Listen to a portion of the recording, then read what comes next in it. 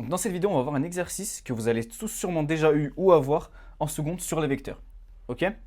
Alors, donc on a les points, donc A, B et C avec leurs coordonnées. Il faut déterminer les coordonnées du point D telles que ABCD soit un parallélogramme. Donc on a déjà les trois coordonnées et il faut qu'on trouve les coordonnées du point D en fait pour que ça fasse un parallélogramme.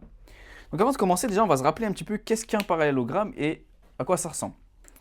Donc, un parallélogramme, vous êtes d'accord, donc c'est un quadrilatère, donc avec quatre côtés, dont les côtés opposés ils sont parallèles. Donc par exemple, ça veut dire qu'on a ABCD. Ok, donc je vais faire le parallélogramme ABCD. Donc je vais placer A. C'est juste pour se le faire dans la tête, en fait, vous pouvez le faire au brouillon ça. Donc A, ok, je vais placer B. Donc si je place AB, ça veut dire que pour faire un parallélogramme, j'aurai C par là, et donc D par là. Voilà. Donc nous, on a déjà les coordonnées du point A, du point B et du point C. Et on veut du coup les coordonnées du point D. Ok. Donc en fait, ce qu'on va faire, là vous vous doutez, on va passer par les vecteurs. Ok. Donc, on va se rappeler que, donc ça veut dire que on a AB. Ok. Donc AB, donc le vecteur AB, il va être égal à quel vecteur? Il va être égal, vous êtes d'accord, vu que les deux côtés qui sont opposés sont parallèles, ils sont de même longueur aussi dans un parallélogramme. Donc en fait, il va être égal à DC. Ok? Donc en fait, on sait que ce vecteur-là, il va être égal à ce vecteur-là. Donc là, ce qu'on pourrait se dire, on pourrait calculer les vecteurs. AB, on peut bien le calculer, mais DC, on ne pourra pas le calculer. Pourquoi? Parce qu'on n'a pas les coordonnées du point D. Vous vous souvenez, ici, vous avez la formule pour calculer les vecteurs. Ce qu'on va faire, donc on va d'abord calculer en fait le vecteur AB. Donc on saura donc que AB, donc il est bien égal à DC, donc on aura les mêmes coordonnées pour les vecteurs AB et le vecteur DC. Et de là, on pourra jouer avec la formule pour trouver les coordonnées du point D. Ok? Donc ça, voilà, c'est ce qu'il y a à faire au brouillon. Donc tac, on écrit AB égale DC. Ok? Et donc de là, on va partir.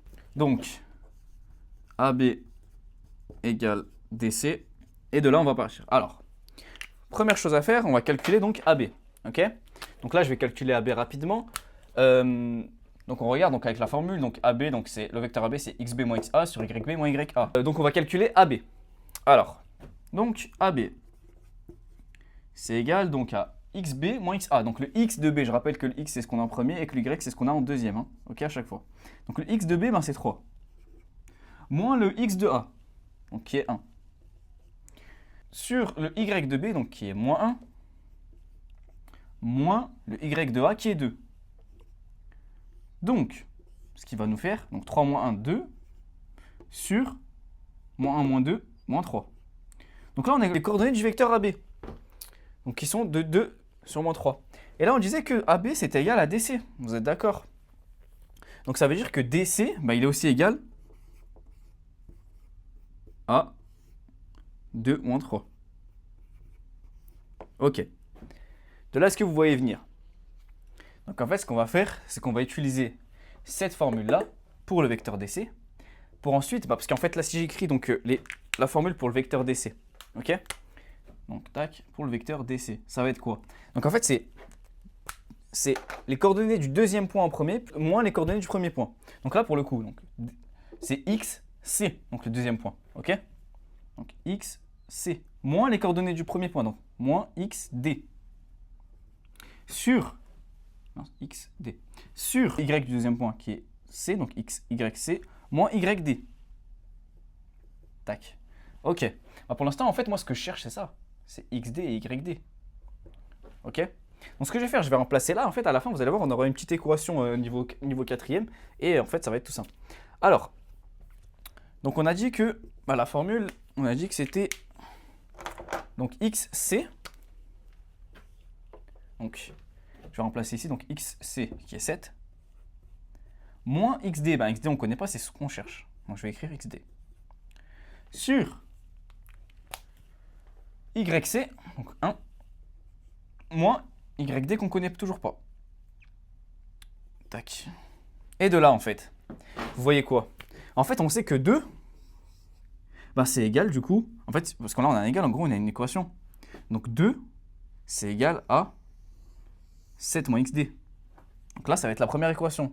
2 qui est égale à 7 moins xd. Et de là, on va pouvoir trouver xd. Et la deuxième équation, ça va être quoi? Moins 3 égale 1 moins yd. Donc moins 3 égale 1 moins yd. Et de là, j'ai mes deux équations. Et en fait, j'ai juste à résoudre les deux équations pour trouver xd et trouver yd. Donc, tac, alors si je fais l'équation, je fais passer le 7 de l'autre côté, ça va me faire 2 moins 7.